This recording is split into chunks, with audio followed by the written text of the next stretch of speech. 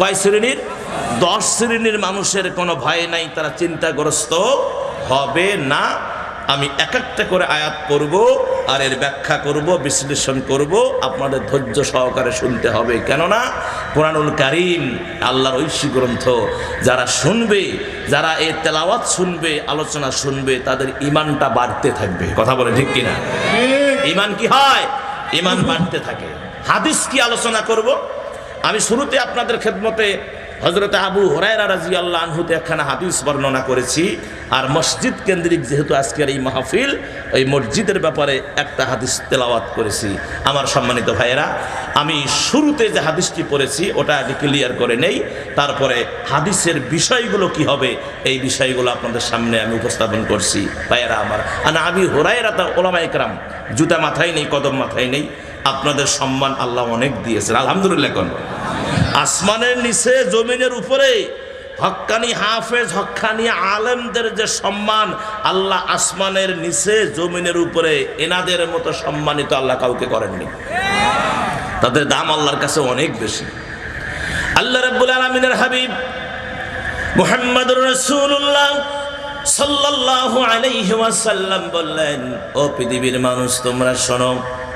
عن أبي هريرة رضي الله تعالى عنه قال قال رسول الله صلى الله عليه وسلم من مات ولم يغزو ولم يحدث به نفسه مات على شعبة من النفاق। দিন কায়েমের জন্য ক্লিয়ার কথা, দিন কায়েমের জন্য, দিন প্রতিষ্ঠার জন্য, কোরআনকে বাস্তবায়ন করার জন্য, দিন কায়েমের জন্য যারা যুদ্ধের ময়দানে শরীক হয় না, যারা যুদ্ধের ময়দানে যোগ দেয় না, এটাকে নিয়ে যারা কোনো চিন্তাও করে না, এরা যখন মারা যাবে এরা মুনাফিকের হালতে মারা যাবে। নিফাক মানে মুনাফিকের হালতে মারা যাবে। আমার ভাইয়েরা, বন্ধুগণ আমার, আপনি কি করেন, কোন দল করেন সেটা আমার দেখার বিষয় না। আমার বিষয় হলো দিন কায়েমের জন্য যদি আপনি মুসলমান হয়ে থাকেন, যদি ইসলাম আপনার ধর্ম হয়ে থাকে, মানুষের সামনে দিয়ে বলেন আমি মুসলমান, নবী যদি আপনার নেতা হয়ে থাকে, আল্লাহ যদি আপনার রব হয়ে থাকে, দিন কায়েমের জন্য আপনাকে সর্বাত্মক চেষ্টা করতে হবে। কথা বলেন ঠিক কিনা?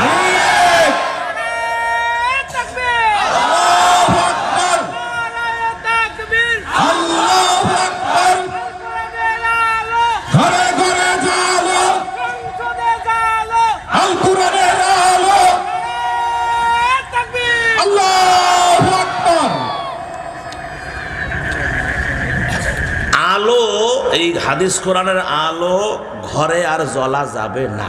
তার কারণ ঘরে জ্বালাইতে জ্বালাইতে পরে দেখে রুয়া বাতি কিছু নেই, পুরি ছাই হয়ে গেছে, লাভ হয় নাই। আল কোরআন হাদিসের আলো সংসদেও জ্বলা যাবে না।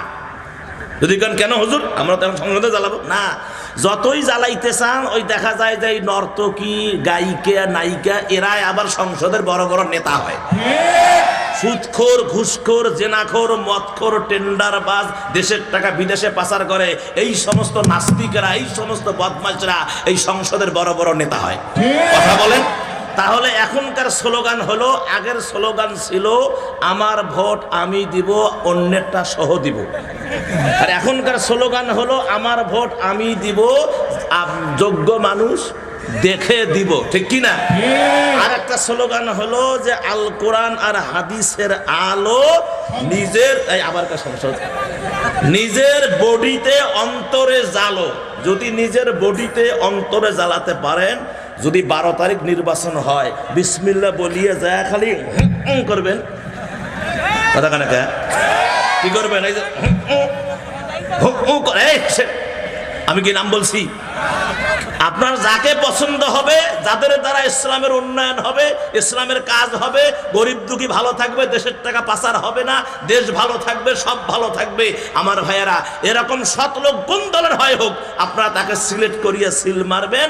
ওই লোকগুলা যখন সংসদে যাবে আপনাকে আর জ্বলা লাগবে না, এমনিতেই জ্বলবে। প্রথম অধিবেশনেই, সংসদের প্রথম অধিবেশনেই নামাজের বিল পাস হবে। কথা বলেন। নামাজের বিল পাস হবে, মাননীয় মন্ত্রী বা এমপি বা প্রেসিডেন্ট প্রধানমন্ত্রী দাঁড়িয়ে বলবে আজ থেকে যারা নামাজ পাঁচ ওয়াক্ত পড়বে না পুলিশ বাহিনীকে অর্ডার দিবে লাঠি নাও হাতে, আজান হওয়ার যাদেরকে আজান হওয়ার সাথে যাদেরকে বাহিরে দেখা যাবে 6টা ব্যাত মারো, 6,000 টাকা জরিমানা, 3 মাস জেল। এই কথা শুনলে হিন্দুও মসজিদ দৌড়িবে। হিন্দু ভাইয়েরা মসজিদ পরে এই ঘোষণা যদি আপনার রাত 12টায় দেয় আর এটা যদি প্রচার হয়ে যায়, ও হিন্দু ভাইয়েরা আগে মসজিদ যাও, পরে কালকে ফজরটা পড়ি নেই আগে, পরে কালকে কি হবে সেটা দেখা যাবে। কথা বলেন আমার সম্মানিত ভাইয়েরা, খুব মন প্রাণ খুলে, যুবক বেশি তো মজা লাগতেছে, আলহামদুলিল্লাহ আলহামদুলিল্লাহ। কোন আমার সম্মানিত ভাইজান, এখন আসেন হাদিসের যে বিষয়, কোরআনের বিষয়টা কি বলছি? 10 শ্রেণীর মানুষের কোনো ভয় নাই, তারা চিন্তাগ্রস্ত হবে না। হাদিসের বিষয়টা 1 নম্বর, মহানবী সাল্লাল্লাহু আলাইহি ওয়াসাল্লাম যাদেরকে জাহান্নামে দেখেছেন, যাদেরকে কোথায় দেখছেন? জাহান্নামে। তারা কারা? জানতে মন চায় কি চায় না? দেখে আমাদের মাঝে কেউ আছে নাকি? যদি থাকে আমার ভাইয়েরা ওই কাছ থেকে ফিরে আসতে হবে। রসুল যেন আমাদেরকে জান্নাতে দেখেন সেই চরিত্র অর্জন করতে হবে। 2 নম্বরে সুখ পাইতে চান, দুঃখ পাইতে চান? কে হাত তুলবেন? সুখ পাইতে চান না সবাই? আমিও সুখ পাইতে চাই, আপনারা সবাই চান? সবাই সুখ চায়, কেউ দুঃখ কষ্ট চায় না। তাহলে সুখ পেতে চাইলে রসুল বলেছেন 5টা কাজ করা লাগবে। কয়টা? 5টা। 3 নম্বরে জান্নাতে যে 10টি নিয়ামত আল্লাহ জান্নাতীদেরকে দিবেন। কয়টা নিয়ামত দিবেন? 10টা নিয়ামত। এই 10টা নিয়ামত জান্নাতীরা পেয়ে তারা কান্নাকাটি শুরু করবে, কাঁদতে থাকবে। এই 10 জান্নাতে নিয়ামত দিলে জান্নাতীরা কাঁদে, আনন্দ করবে না? কিন্তু না, তারা কাঁদবে। কেন কাঁদবে? কি নিয়ামত আল্লাহ দিবেন? এ হলো 3 নাম্বার। 4 নাম্বার, মা বোন যেহেতু ভরপুর, আমি শুনেছি অগণিত মা বোন এসেছে। আমার মায়েরা সবাই আমরা জানি যে হযরতে ফাতেমাতুজ জাহরা রাদিয়াল্লাহু তাআলা আনহা তিনি জান্নাতের সমস্ত নারীদের সরদারিনী। কিন্তু এইটা কি জানি যে উনি কেন সরদারিনী হলেন? তারপর আয়েশা ছিল, তারপর মরিয়ম ছিল, আসিয়া ছিল, রসুলের স্ত্রী ময়মুনা ছিল, রসুলের স্ত্রী খাদিজাতুল কুবরা ছিল। এই 11 জন মতান্তরে 12 জন মতান্তরে 13 জন নবীর স্ত্রী যে ছিল, তারা জান্নাতের সরদারানি না হয়ে মা খাতুনে জান্নাত ফাতেমাতুজ জহরা কেন জান্নাতের সরদারিনী হলেন, এটা জানার দরকার আছে না নাই? আমার মাদের আছে না নাই? সবারই আছে না নাই? এতদিন ওয়াজ হইছে, ওলামায়ে কেরামরা ওয়াজ করছে, মাদের গাইলেইছে, খালি মাদের বিরুদ্ধে কথা বলছে। আজকে আলোচনা হবে মাদের পক্ষে। কথা কোন পক্ষে হবে? এতদিন শুনেছেন যে স্ত্রীরা স্বামীর খেদমত করবে, আর আজকে শুনবেন স্বামীরা স্ত্রীর উপরে তাদের যে দায়িত্ব কর্তব্য। রসুল বলেছেন 10টা দায়িত্ব এবং কর্তব্য। আমার প্রিয় নবী মুহাম্মদুর রাসূলুল্লাহ সাল্লাল্লাহু আলাইহি ওয়াসাল্লাম বলেছেন স্বামীদের স্ত্রীদের প্রতি কয়টা? 10টা দায়িত্ব এবং কর্তব্য। এই হলো হাদিসের আলোচনা।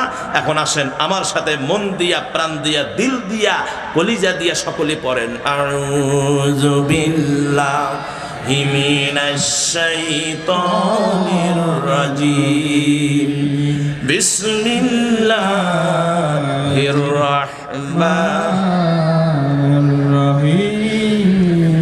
কুলনা হবিতু মিনহা জামিআন ফাইম্মা ইয়াতিয়ান্নাকুম মিন্নি হুদান ফামান তাবিআ হুদায়া ফালা খাউফুন আলাইহিম ওয়ালা হুম ইয়াহজানুন। আল্লাহু আকবার। আল্লাহ রাব্বুল আলামিন কোরআনুল কারীমের ভিতরে সূরা বাকারা, সূরার নাম কি? সূরা বাকারা 38 নম্বর আয়াত আল্লাহ পাক জাতিকে ক্লিয়ার করে দিলেন, পৃথিবীর মানুষ তোমরা শোনো, তোমরা নেমে যাও আমার এই জায়গা থেকে, এক স্থান থেকে নেমে যাও। যখন তোমাদের জন্য সৎপথের আদেশ আসবে, যারা সৎপথ অবলম্বন করবে তাদের জন্য সুসংবাদ, তাদের কোনো ভয় নাই আর তারা চিন্তাগ্রস্ত হবে না। এই যে অর্থটা বললাম আপনারা কিছুই বোঝেন নাই, কথা কোন ঠিক কিনা? এখন ভালো করে বোঝেন। এই আয়াতটা হযরতে আদম সফিউল্লাহ আলাইহিস সালাতু ওয়াস সালাম, মা হাওয়া আলাইহিস সালাতু ওয়াস সালামের শানে আল্লাহ নাজিল করেছেন। কেননা আমরা সকলেই জানি আল্লাহ আদম আর হাওয়াকে তৈরি করে জান্নাতে বসবাস করার জন্য দিয়েছে। কথা কোন ঠিক কিনা? তারা জান্নাতে থাকলো, আল্লাহ শুধু বলেছেন ওয়ালা তাকরাবা হাযিহিস শাজারাতা ফাতাকুনা মিনাজ জালিমিন, তোমরা জান্নাতের আরাম আয়েশ নাজ নেয়ামত যা আছে সব খাও, ভোগ করো, আনন্দ করো, ফুর্তি করো, তোমার যা খুশি করো, তবে ওই গাছের নিকটবর্তীও যেও না, ওই গাছের কাছে যেও না। শয়তান কি চুপ আছে? শয়তান কি বসেছিল? শয়তান তাকে এবং হাওয়াকে, আদমকে যাই হোক যেভাবেই হোক গাছের কাছে নিয়ে গন্ধম খাওয়াইছেন। গন্ধম খাওয়ার কারণে জান্নাতি ড্রেস পরে গেল। যাই হোক আল্লাহ পৃথিবীতে নামায়া দিলেন, তারা 350 বছর কাঁদলেন। এরফুন মানে পরিচয়, তার থেকে আরাফাত মানে পরিচয়ের স্থান। আরাফাতের ময়দানে এসে যখন এক হলেন, যোগ দিলেন, দেখা হলো, সাক্ষাৎ হলো, হওয়ার পরে আল্লাহর কাছে তারা কাঁদলেন, আল্লাহর কাছে ক্ষমা চাইলেন, মাফ চাইলেন, বললেন রব্বানা যালামনা আনফুসানা ওয়া ইল্লাম তাগফির লানা ওয়া তারহামনা লানাকুনান্না মিনাল খাসিরিন। কথা বলেন ঠিক কিনা? আল্লাহ রাব্বুল আলামিন তাদের এই দোয়াকে কবুল করে দুইজনকেই মাফ করে দিলেন। আবার আল্লাহ বললেন, ও আদম আর হাওয়া রে, তোমরা যখন সৎ পথের সন্ধান পেয়ে সৎ কাজ যখন শুরু করে দিয়েছো, এখন আর তোমাদের কোনো ভয় নাই, আর তোমাদের কোনো চিন্তা নাই, তোমরা ভয়ও নাই, তোমরা চিন্তাগ্রস্ত হবে না। তাহলে আমার ভাইজান, আপনার কোরআনুল কারিমের যে হিসাব, 10 শ্রেণীর মানুষের কোনো ভয় এবং চিন্তাও নাই। শুধু এটা আদম আলাইহিস সালামকে ইঙ্গিত করছেন তাই নয়, এটা গোটা বিশ্বের মানুষদেরকে ইঙ্গিত করা হয়েছে। আদম হাওয়া মানে তারা আমাদের আদি পিতা আদিমা, তাদের সন্তান যারা পৃথিবীতে আছে তাদেরও জন্য এই নসিহত। যারা এই রব্বুল আলামিনের এই আইনকে, সৎ পথের সন্ধান যারা পালন করবে, যারা সৎ পথের নির্দেশ অনুসরণ করবে, তাদের কোনো ভয় নাই, আর তারা চিন্তাগ্রস্ত হবে না। এটা হলো 1 নম্বর। 2 নম্বরে সূরা বাকারার 62 নম্বর আয়াত। কয় নম্বর আয়াত? 62 নম্বর আয়াত। আল্লাহ পাক কি বললেন দেখেন, রব্বুল আলামিন বললেন, মান আমানা বিল্লাহি ওয়াল ইয়াউমিল আখিরি ওয়া আমিলা সলিহান ফালাহুম আজরুহুম ইনদা রাব্বিহিম ওয়ালা খাউফুন আলাইহিম ওয়ালা হুম ইয়াহজানুন। একটা আওয়াজ দিবেন সবাই, যুবকেরা একটু জোরে আওয়াজ দিলে, তার কারণ আপনাদের আওয়াজে, যুবকদের আওয়াজে, সকলের আওয়াজে বক্তার কি হবে? আওয়াজ আরো বাড়বে। বক্তার কি হবে? আওয়াজ বাড়বে। এজন্য আপনারা মেহেরবানি করে একটু আওয়াজ দিবেন। আমার আয়াত যখন তেলাওয়াত শেষ হবে আল্লাহু আকবার বলে আল্লাহু আকবার আওয়াজ দিতে পারবেন না ইনশাআল্লাহ। আমি আয়াতটা আবারও বলছি, দেখি পারেন কিনা, পরীক্ষা। মান আমানা বিল্লাহি ওয়াল ইয়াউমিল আখিরি ওয়া আমিলা সলিহান ফালাহুম আজরুহুম ইনদা রাব্বিহিম ওয়ালা খাউফুন আলাইহিম ওয়ালা হুম ইয়াহজানুন।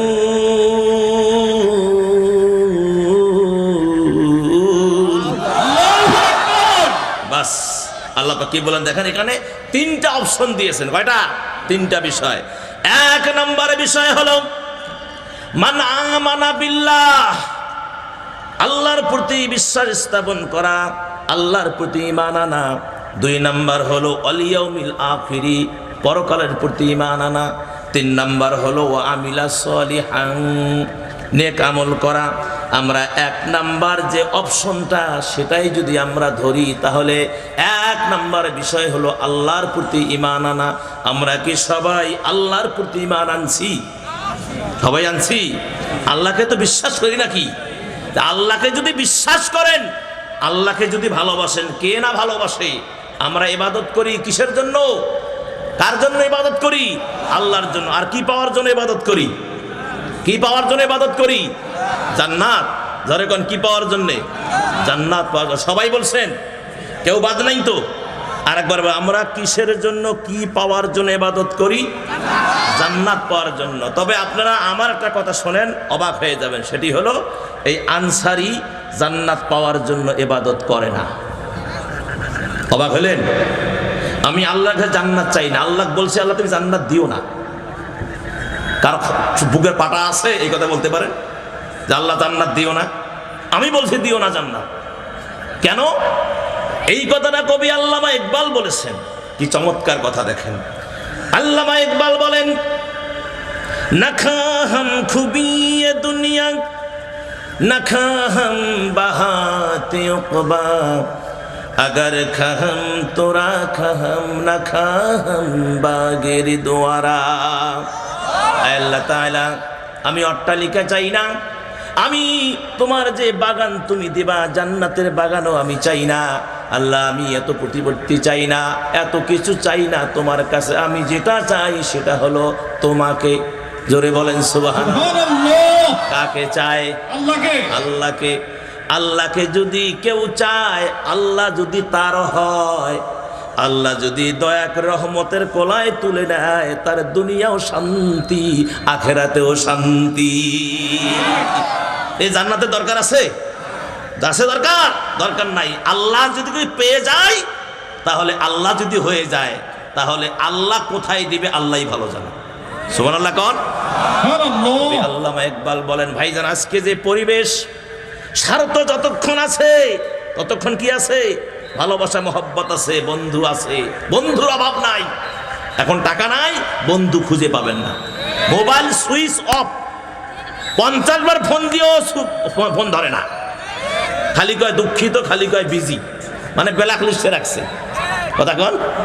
অথচ এক সময় আমার ভাইয়ের আপনার আশেপাশে সে মাছির মতো গায়ের মধ্যে লেগেছিল, এখন আর খুঁজে পাওয়া যায় না। কবি আল্লামা ইকবাল কি বলছেন দেখেন, দরি দুনিয়া কাসিয়ারে নদীদাম, আগার দিদাম উফাদারি নদীদাম। আয় আল্লাহ, কত বন্ধু পাইলা।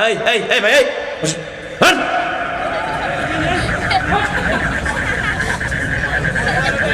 কথা এলে কি ধ্বজভঙ্গ মার্কার লোকেরা মাহফিলে করছে। একটা ঘন্টা যদি আপনি টাইট মতো থাকতে না পারেন, মানুষ হলো?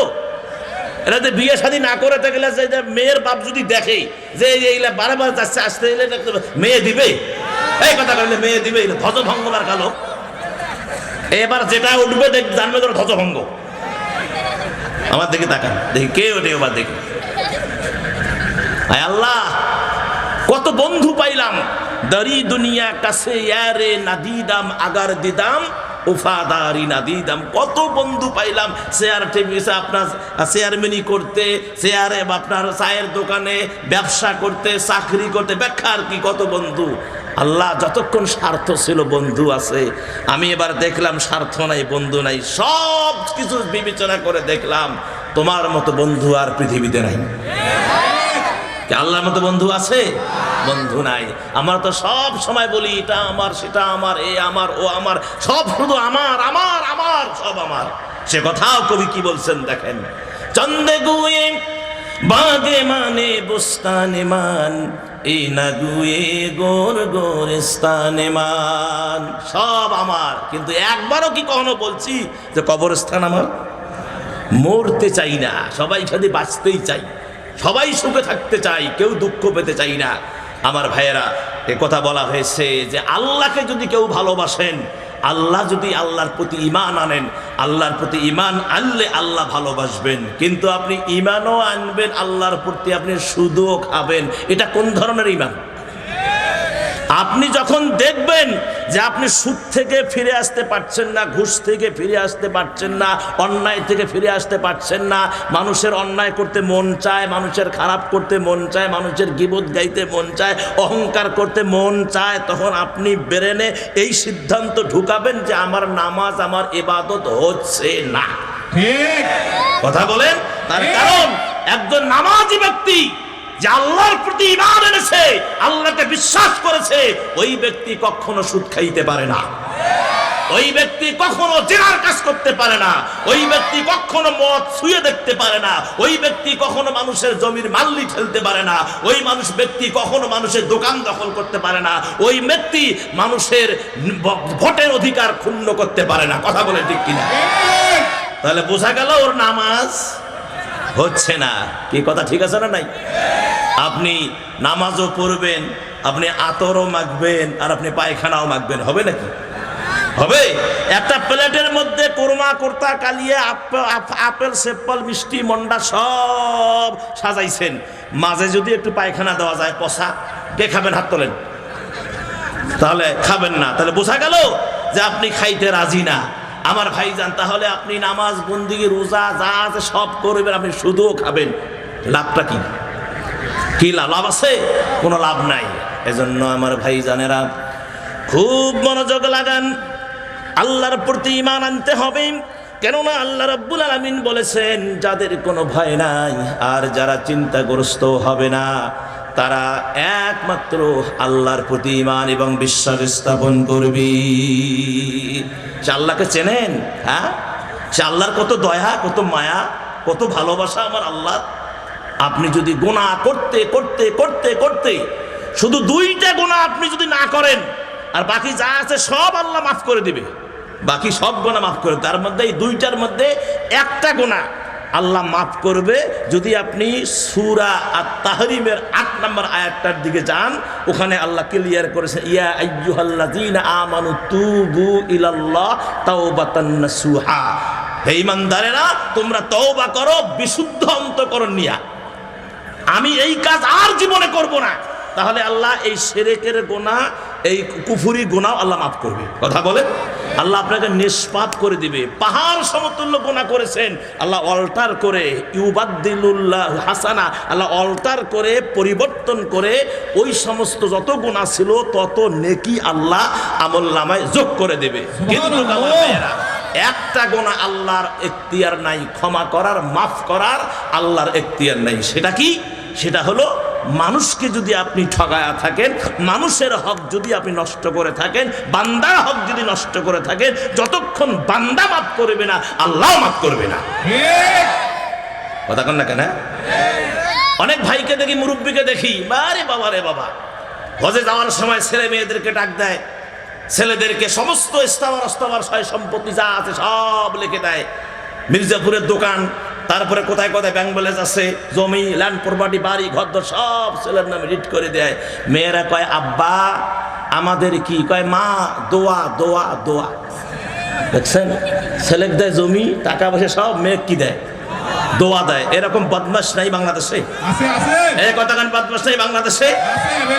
স্মরণ রাখবেন, এই রকম যদি যারা এই কাজ করেছে এ পর্যন্ত এবং সামনে যারা করবে, যারা এই কাজ করেছে, ছেলেদেরকে সব দিয়া মেয়েদেরকে যারা ঠগাইছে, ওই বুড়ার হজ হয় নাই। 50 বার হজ করলে ওই বুড়ার হজ হবে না, হবে না, হবে না। কথা বলে ঠিক কিনা? আমার ভাইয়েরা, ওই বুড়াকে সালাম দেওয়া যায় না। 4 বার হজ করে আসার পরে বুড়া দৌড়ায়, চাচা কই যান? কয় কুদ্দুসের বাড়িতে যাচ্ছে, আব্দুল কুদ্দুস, টাকা পাই 10,000। পরে খোঁজ নিয়ে দেখি যে সুদের পরে 10,000 টাকা দিছে, তারা ইন্টারেস্ট ভুলি যাবার লাগছে। তাহলে কি বুঝলেন কোন? হ্যাঁ, ওর হজ হয়েছে? হজ থেকে আসার পরে যে বুড়া সুদের টাকা কালেকশন করে বেড়ায়, ওই বুড়ার হজ হয়েছে? ইসলাম অত সস্তা না মিয়া, ইসলাম অত সস্তা না। আল্লাহর প্রতি বিশ্বাস স্থাপন করতে হবে। কথা বলেন ঠিক কিনা? আল্লাহ কয়জন? জোরে কোন কয়জন?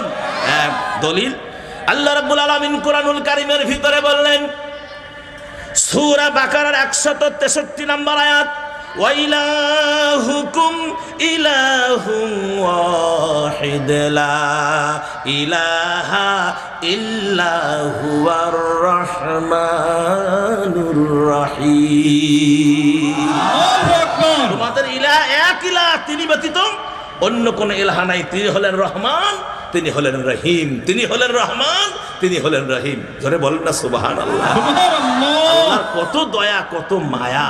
আমার ভাইজানেরা, এই জায়গায় একটা কথা বলে রাখি, আল্লাহর যে কত মায়া, কত দয়া। আল্লাহর নবীর ইন্তেকালের পরে যিনি প্রেসিডেন্ট হলেন, খেলাফতের মসনদে বসলেন। তার নাম কি জানেন? জানা দরকার। হযরত আবু বকর সিদ্দিক রাদিয়াল্লাহু আনহু। আমাদের নেতারা যখন নেতৃত্ব দেয়, যারা যখন ভোটে হয়ে যায়, 2 মাস 3 মাস 4 মাস পর কি সফরে যায় না কোথাও? আবু বকর যখন নেতৃত্বের আসনে বসলেন, খেলাফতের মসনদে বসলেন, তিনি প্রথম সফরটা দিলেন কোথায়? কুফা নগরে। আল্লাহর দয়াটাকে এইটা বোঝার জন্য কথাটা নিয়ে আসলাম। কুফা নগরে দিলেন। এসে দেখেন কুফাবাসীরা নাচতেছে, হাসতেছে, মিষ্টি খাচ্ছে, কি আনন্দ ফুর্তি। আবু বকর সিদ্দিক রাদিয়াল্লাহু আনহু চিন্তা করলেন যে এরা এত খুশি, একটা টান দিয়ে ডেকে বলেন, কি হয়েছে? কয়, আপনি শোনেন নাই? কয়, না তো।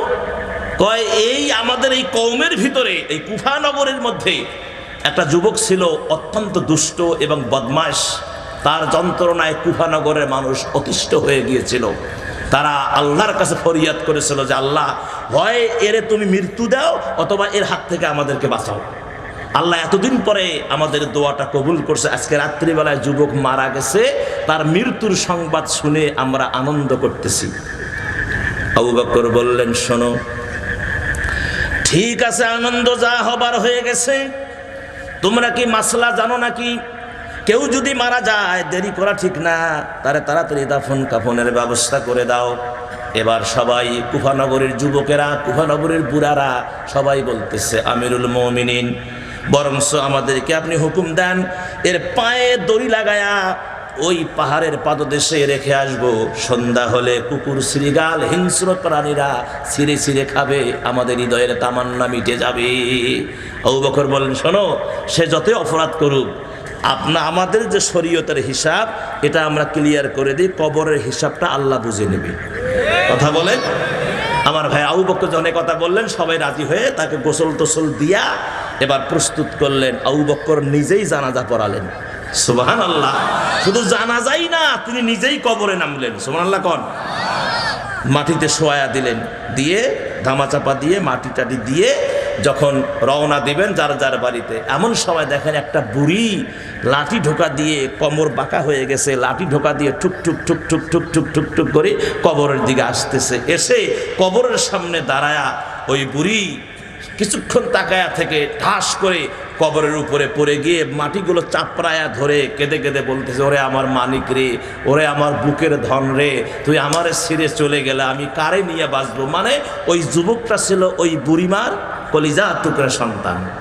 সম্মানিত মুসলমান ভাইয়েরাম, এবারে আবু বকর সিদ্দিক রাদিয়াল্লাহু আনহু বললেন, বুড়িমা কি অবস্থা? কয়, ও আমিরুল মুমিনিন, আমার এই কলিজার টুকরা সন্তান, আমি বাড়িতে ছিলাম না, অন্য কওমে গিয়েছিলাম, শুনতে পেরেছি ইন্তেকাল করেছে। আসতে বুড়া মানুষ, হাঁটতে পারি না, আসতে আমার দেরি হয়ে গেছে। এসে দেখে দাফন কার্য ক্লিয়ার হয়ে গেছে, তবে আমার হৃদয়ের যে তামান্না, আমিরুল মুমিনিন, আমার কলিজার টুকরা চলে যায়, আমার একটা নজর দেখার সুযোগটা করে দাও। এক নজর শুধু আমি দেখব, প্রাণটা জুড়ে যাবে, দিলটা ঠান্ডা হয়ে যাবে, প্রাণটা জুড়ে যাবে, দিলটা ঠান্ডা হয়ে যাবে, আমার এক নজর দেখান। এখন বলেন, মাটি দেওয়ার আগে যদি আসতো তাহলে একটা সম্ভব ছিল। মাটি দেওয়ার পরে আপনাদেরকে এই গ্রামে এরকম ঘটনা ঘটছে? কাউকে দেখানো হয়েছে? মাটি দেওয়ার পর আর সম্ভব হয় না। সবাই বললো হবে না। বুড়িমা কিন্তু সারা নাসর বান্দি ছাড়তেছে না। হযরত আবু বকর মানে তখন চিন্তা করলেন যে না, বুড়িয়ে নগদ মরে যায়, তার মনের তামান্নাটা শরীয়ত যা আছে সেটা পরে দেখা যাবে। আলহামদুলিল্লাহ, আল্লাহ সুবহানাহু ওয়া তাআলা, আল্লাহ রাব্বুল আলামিনের প্রতি ভরসা করে বুড়িকে শুধু তার মুখটা দেখানোর জন্য যখন খোঁড়া শুরু করলেন, মাটি ছড়া শুরু করলেন, যুবকের মুখ যখন দেখা যাচ্ছিল, হযরত আবু বকর লাফ দিয়া, হাতের অস্ত্রটা ফেলা দিয়া লাফ দিয়া আল্লাহু আকবার বলে চিৎকার মেরে উঠে বললেন, এই কুফাবাসীরা, তোমরা মিথ্যাবাদী। এসে দেখো যে যুবককে তোমরা নাফরমান বলেছো, গুনাহগার বলেছো, ওই যুবকের কবর এবং যুবকের চেহারা পূর্ণিমার চাঁদের মতো চকচক করে জ্বলতেছে। সুবহানাল্লাহ! আরো জোরে বলেন না সুবহানাল্লাহ। আমার ভাইয়ারা, বুড়িমা দেখলেন, তৃপ্তি পাইলেন, কুফা নগরের মানুষেরা দেখলেন, তৃপ্তি পাইলেন। এবার সবার একটাই কোশ্চিন, একটাই জিজ্ঞাসা ব্রেনে, আমরা চাক্ষুষ যে যুবকের ব্যাপারে এত কথা বলেছি, বাস্তব দেখেছি, এই যুবকের এই চেহারা এটা গুনাহগারের চেহারা হতে পারে না, এটা নিশ্চয়ই জান্নাতি মেহমানের চেহারা, কিন্তু আমাদের অঙ্ক মেলে না। মাটি দিয়ে আবু বকর সিদ্দিক রাদিয়াল্লাহু আনহু কুফা নগরের তাম কার্যক্রম সমাপ্ত করে যখন মদিনায় ফিরে গেলেন, মদিনায় ফিরে গিয়ে তার আর কিছুই ভালো লাগে না, খাইতে ভালো লাগে না, বা রাষ্ট্রের কার্য পরিচালনা করতে ভালো লাগে না। আমার ভাইয়েরা, এক পর্যায়ে একটাই চিন্তা, সবাই বলে যুবক খারাপ, কিন্তু যুবকের চেহারা এত সুন্দর কেন আমার বুঝে আসে না। আবু বকর সিদ্দিক রাদিয়াল্লাহু আনহু তিনি ঈশান নামাজের পরে ঘুমিয়ে গেলেন। ঘুমের ঘরে স্বপ্নের ভিতরে প্রিয় নবী মুহাম্মদুর রাসূলুল্লাহ সাল্লাল্লাহু আলাইহি ওয়াসাল্লাম হাঁটি হাঁটি পা পা করে এসে আবু বকরের মাথার কাছে হাত দিয়ে বলতে, আবু বকর, স্বপ্নের ভিতরে, আবু বকর তুমি খুব চিন্তিত? হ্যাঁ ইয়া নবী আল্লাহ, কুফা নগরীর বিষয় নিয়ে। হুজুর বললেন যে ওই মা এবং কুফাবাসী যা বলছে সঠিক বলেছে, কিন্তু যুবক খারাপ ছিল, বদমাশ ছিল, কিন্তু যে রাতে যুবক মারা গেছে ওই রাতে যুবক নামাজ বিছায়া, উজু করে নামাজ বিছায়া আমি আমার আল্লাহর দরবারে এমন ভাবে ক্রন্দন করেছে, এমন ভাবে কান্নাকাটি করেছে, জীবনের সমস্ত ভুলগুলোকে সামনে এনে তাওবাতুন নাসুহা পড়ার কারণে আমার আল্লাহ তার জীবনের সমস্ত গুনাহকে মাফ করে দিয়েছে, দেওয়ার পরে তার কবরকে জান্নাতে টুকরা বানিয়ে দিয়েছে। জোরে বলেন। তাহলে আল্লাহর দয়া আছে না নাই? আছে না নাই? সেই আল্লাহকে বিশ্বাস করা দরকার আছে না নাই? এজন্য বলা হয়েছে রহমানুর রাহিম, তিনি হলেন দয়ালু, তিনি হলেন পরম দয়াবান। জোরে কোন সুবহানাল্লাহ। সম্মানিত মুসলমান ভাইয়েরা, এই আয়াতের তিনটার মধ্যে একটা 2 নাম্বার যে বিষয়টি সেটা হলো পরকাল। কি জোরে কোন? পরকাল আছে না নাই? আখিরাত আছে না নাই? হ্যাঁ আছে। অনেকে তো বিশ্বাসই করে না যে আখিরাত নাই। আমার ভাইয়েরা, পরকাল আছে, আখিরাত আছে, বিচার হবে পুঙ্খানুপুঙ্খানু। এই বর্তমান যে প্রেক্ষাপটে যে বিচার ব্যবস্থা, টাকা হলে জজকে কেনা যায়, উকিলকে কেনা যায়, কথা কন না কেন? হ্যাঁ, টাকা হলে সাক্ষী গুম করা যায়, আবার সাক্ষী দিয়ে মিথ্যা বানোয়ার সাক্ষী দিয়ে আমার ভাইয়ারা বিচারের কার্যক্রম চালু করা যায়, নির্দোষ মানুষকে ফাঁসির কাস্টে ঝুলিয়ে হত্যা করা যায়। কথা বলেন, যায় না? আমরা দেখি নাই? আমরা দেখি নাই? আল্লাহর কসম করে বলি, টাঙ্গাইলবাসী শুনে নেন, মির্জাপুরবাসী শুনে নেন, আল্লাহর কসম করে বলছি, আল্লামা সাঈদীর বিন্দু মাত্র অপরাধ ছিল না, ছিল না, ছিল না। কথা বলে ঠিক কিনা? নারায়ে তাকবীর, নারায়ে তাকবীর, আল্লাহু আকবার। আল কোরআনের আলো, আলেম ওলামা যেখানে, কোরআন আছে যেখানে, হাদিস আছে যেখানে,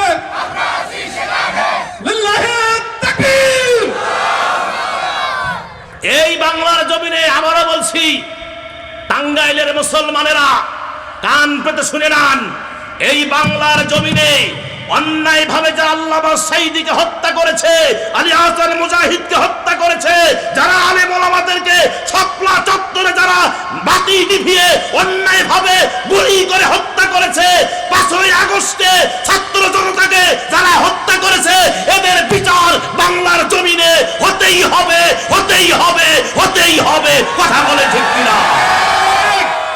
শুধু দেখ তাকবীর পরে, শুধু তাই নয়, আমার হাদি ভাইয়ের রক্তে এই জমিন যারা লাল করেছে, আমার হাদি ভাইকে যারা বাঁচতে দেয় নাই, তাদের বিচার যদি বাংলার জমিনে করা না হয়, বাংলায় আগুন জ্বলবে, আগুন জ্বলবে, আগুন জ্বলবে।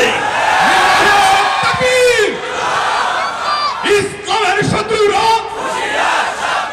হুঁশিয়ার সাবধান, নারায়ে তাকবীর।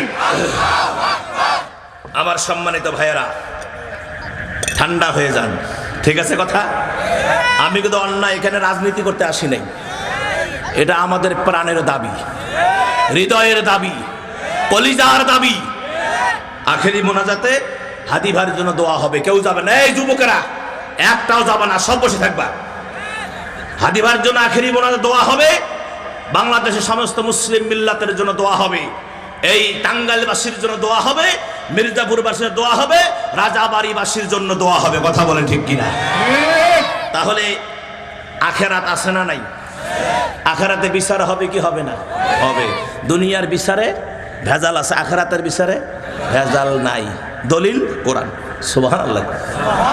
মেরুদণ্ডহীন শালা, যেটা আই লাভ ইউ মানে কি জানে না, ওটা হলো কলেজের ইংলিশ প্রফেসর।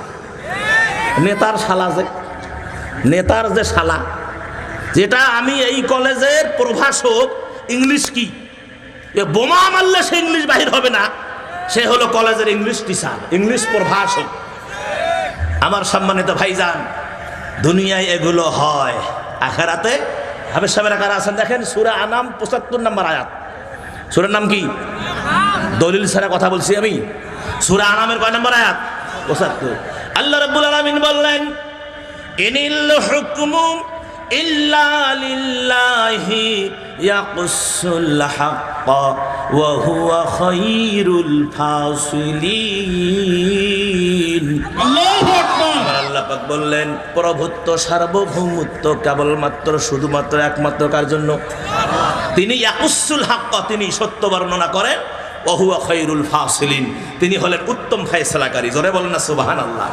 তিনি কি ফয়সালাকারী? উত্তম ফয়সালাকারী। আল্লাহ সুবহানাহু ওয়া তাআলা যেদিন ফয়সালা করবেন, 100 ফয়সালা হবে, একটুকু কম বেশি করা হবে না। সূরা জিলজালা 7 এবং 8 নম্বর যে আয়াত, আল্লাহ বললেন, ফামাইয়ামাল মিসকালা যাররাতিন খায়রান ইয়ারা ওয়া মাইয়ামাল মিসকালা যাররাতিন শাররান ইয়ারা। যাররা পরিমাণ ভালো হোক আর মন্দ হোক, আল্লাহ ছাড়বেন না। সম্মানিত ভাইয়েরা, 2 নম্বর গেল, 3 নম্বরে আসেন, ও আমিলা সলিহান, নেক আমল করতে হয়, বাস। তাহলে 10টার মধ্যে 2টা গেল। একটা হলো কি, যে আল্লাহ সুবহানাহু ওয়া তাআলার সৎ পথের অনুসারীদের ভয় নাই। 2 নম্বর গেল, যাহারা আল্লাহ পরকালে বিশ্বাসী এবং নেক আমল করে।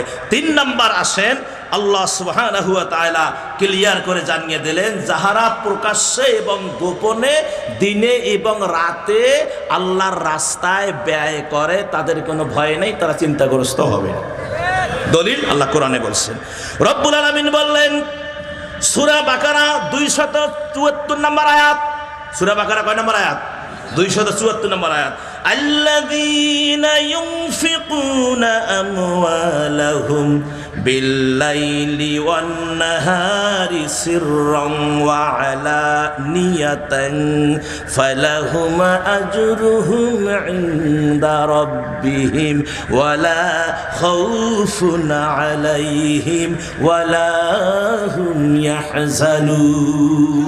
আল্লাহু আকবার। আবার আল্লাহ পাক বললেন, যাহারা নিজেদের ধন আর সম্পদ দিনে এবং রাতে, গোপনে এবং প্রকাশ্যে ব্যয় করে, তাদের জন্য তাদের প্রতিপালকের কাছে আছে পুরস্কার। আজরুহুম, কি আছে? পুরস্কার আছে, তাদের কোনো ভয় নাই, আর তারা চিন্তাগ্রস্ত হবে না, হবে না, হবে না। কি ভয় আছে? দিনে এবং রাতে, প্রকাশ্যে এবং গোপনে ব্যয় করতে বলছেন। কথা বলে ঠিক কিনা? আপনাদের এই মসজিদ, আমার ভাই, আমি দেখলাম যে কাজ চলতেছে, সংস্কারের কাজ, ছাদ ঢালাই হবে, আমি দেখলাম। তো এটা এই দিকে যাওয়ার আগে আমি হাদিস থেকে একটা বিষয় আপনাদের কাছে ক্লিয়ার হয়ে নেই, তাহলে আপনাদের খুব ভালো লাগবে। সেটি হলো, সুখ পাইতে চাইলে কি লাগবে? 5টা কাজ করতে হবে। কয়টা কাজ? সুখ পাইতে চাইলে কয়টা কাজ? 5টা কাজ করতে হবে। তোর মধ্যে 1 নাম্বার হলো, আমার ভাইরা মন দেন, দিল দেন, প্রাণ দেয়া, কেউ উঠলে কিন্তু ওই যে আগে যেটা করছি ওইটা হইবে। হ্যাঁ, যেটা একটু আগে কইলাম, কি কইছি, হ্যাঁ ওইটা আর বারবার বলার দরকার নাই। সেটা বুঝে নেন, তাহলে ওঠা যাবে না। সুখ পাইতে হলে কয়টা? 5টা কাজ। 1 নম্বরে একটা হাদিস শোনাই অন্তত, যেহেতু 5টা না কয়টা হাদিস বলছি, একটা তো শোনা লাগবে না, কি বলেন? 1 নম্বরে, ফজরের নামাজের পরে একটু ছন্দ কমায় দেন, ভেতরে ছন্দ কমায় দেন, আমার কানে লাগতেছে খুব জোরে। ফজরের নামাজের পরে যারা একটু হলেও কোরআন তেলাওয়াত করে, আমার নবী বলেছেন, আল্লাহ তাদের সংসারে, ঘরে সুখ দিয়া দিবেন, ভালোবাসা দিয়া দিবেন, মায়া দিয়া দিবেন, একে অপরকে ভালোবাসতে মন চাবে। আমার ভাইয়েরা, 2 নম্বরে, মানুষকে সহজে ক্ষমা করে দিবেন, কোনো প্যাঁচ পুজ যেন দেহের ভিতরে, অন্তরে, হৃদয়ে না থাকে। কেউ যদি কোনো অপরাধ করে থাকে, আমার রাসূল হাদিসে বলেছেন যে দুনিয়ার জমিনে কেউ যদি কারো ছোট্ট একটা আয়েব, গুনাহ, একটা দোষ যদি গোপন রাখে, কিয়ামতের ময়দানে আল্লাহ তার বড় দোষ গোপন করবেন। সহিহ হাদিস, সহিহ। দুনিয়ায় যদি কেউ ছোট্ট একটা দোষ কারো গোপন করে, আল্লাহ তার বড় একটা দোষ কিয়ামতের ময়দানে গোপন। এজন্য দুনিয়ার জমিনে মানুষ যদি ভুল টুল করে ভাই, এগুলো ক্ষমা করে দেওয়া ভালো, ঠিক কিনা? ভালো না? মাফ করে দেওয়া ভালো, উদার মন থাকতে হবে। একটু ভুল করছে বেচারা, বোঝে নাই, কিন্তু আমরা দেখি যে আমরা ছাড় দেই না। পাওয়ার আছে, বোঝেন না? পাওয়ারের ঠেলায় থাপড় টাপড় দিয়ে একদম অবস্থা খারাপ করে দেই। ওই পাওয়ার একদিন থাকবে না। তোমার বাবার দিকে তাকায়া দেখো, এখন আর শরীর চলে না। দাদার দিকে তাকাও, শরীর ঘুরে হয়ে গেছে। কথা কেন না? হ্যাঁ, এই যুবতী, তোর নানির দিকে তাকাও, তোমার সে আরো বিউটিফুল সুন্দরী ছিল। এখন নানি আর খালি শরীর চলে না, চামড়া টামড়া সব ঝুলঝুলে হয়েছে, কানের নতি নিচের দিকে নামছে, নাক চ্যাপটা ছিল একটা সরু হয়ে গেছে, গালটাল সব খালের মধ্যে, দাঁতের গুষ্টি নাই। কথা কেন না? হ্যাঁ, তোমার সে দেখার মতো ছিল, এখন আর কিচ্ছু নাই। তোমারও একদিন এরকম হবে। এত রূপের অহংকার কারে দেখাও তুমি? হ্যাঁ, কারে দেখাও? তাহলে 2 নাম্বার মানুষকে সহজে ক্ষমা। 3 নাম্বার, আপনার যা আছে তাতেই শুকরিয়া আদায় করলে আল্লাহ সুখ দিয়ে দিবেন। সুবহানাল্লাহ। এই জায়গায় একটা কথা মনে পড়ে গেল। হযরতে শেখ সাদী রহমুল্লাহ, তিনি একদিন তার জুতা নাই, স্যান্ডেল ছিঁড়ে গেছে, স্যান্ডেলের বায়না মা বাবার কাছে ধরছে। এখন তারা ওই সময় তো তারা ওরকম ছিল না। এখন তিনি স্যান্ডেলের জন্য খুব চিন্তা কাজিয়া করলেন, বা খুব মানে টেনশন করলেন। টেনশন করে বাড়ির থেকে বাহির হয়ে দেখেন একটা লোকের 2টা পায়ে নেই। কি নাই? পা নাই। তখন তিনি বললেন, আল্লাহু আকবার, আল্লাহু আকবার। আল্লাহ তোমার দরবারে শুকরিয়া, তুমি তো আমারে পা দিয়েছো, ওর তো পায়ে নাই। স্যান্ডেলের গুষ্টি কিলে। কথা কেন? হ্যাঁ, স্যান্ডেলের গুষ্টি কিলে। আল্লাহ তুমি পা দিয়েছো, তোমার দরবারে লাখ লাখ শুকরিয়া। আর ও বেচারা 2টা পা নাই, হাঁটতে পারে না, থাপুত থুপুত করতেছে। আমার ভাইয়ের, এই জন্য আপনার যা আছে তাই নিয়ে যদি শুকরিয়া আদায় করেন, আমার আল্লাহ আপনাকে সুখ দেবেন। শুধু সুখ দেবেন না, আল্লাহ আপনার নিয়ামতকে বাড়িয়ে দিবেন। জোরে বলেন না সুবহানাল্লাহ।